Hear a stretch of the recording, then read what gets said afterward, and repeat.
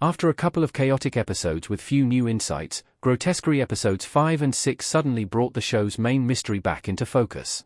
Grotesquerie's story follows Niecy Nash's detective Lois Tryon and her unlikely partner sister Megan. Lois is a hard-drinking detective whose illustrious career has taken a toll on her personal life, leaving her a burnt-out, bitter alcoholic. Sister Megan is a quirky nun whose tawdry reporting on the eponymous religion-obsessed serial killer brings the duo together. After a few episodes, it is clear that Grotesquerie knows Lois and is toying with her due to their shared history. For all of Grotesquerie's high-minded biblical references, its villain's motives appear to be much more human than spiritual.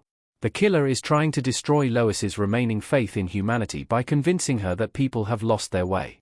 Grotesquerie often feels like American Horror Story, another show by creator Ryan Murphy, but its police procedural trappings also have a lot in common with True Detective Season 1. Like that show's iconic antihero, Rust Cole, Lois has already admitted she is close to losing any lingering faith in people due to the horrors she has seen in her years of work. Lois and sister Megan became stranded at a strange desert motel. The motel was full of odd characters and strange situations. In Grotesquerie Season 1, Episode 4, Coordinates, Lois's daughter solves the puzzle box that Grotesquerie left at an earlier crime scene. Once opened, the elaborate puzzle reveals a small note containing the episode's titular coordinates. Sister Megan and Lois head out into the desert to find the location listed, only to discover a literal fire pit. This gaping hole in the earth is filled with fire and, according to a helpful geologist, is a result of a natural gas bed burning through the Earth's surface.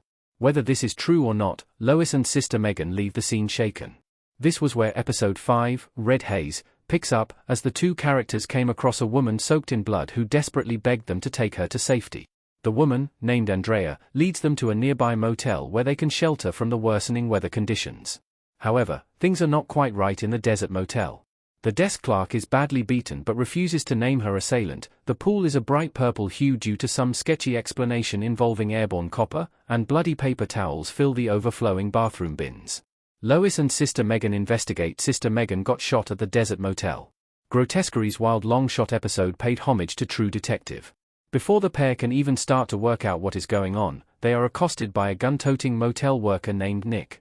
After almost drowning the desk clerk, Nick turns his gun on Andrea. Lois and sister Megan try to defuse the situation, but a pickup arrives and its inhabitants abduct Andrea before the pair can stop them. In the chaos, sister Megan realizes she has been shot in the torso and is rushed to hospital.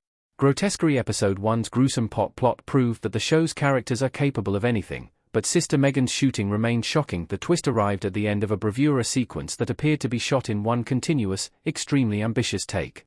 From the moment that Lois, Megan, and Andrea arrive at the motel until the end of the standoff, there are no visible cuts.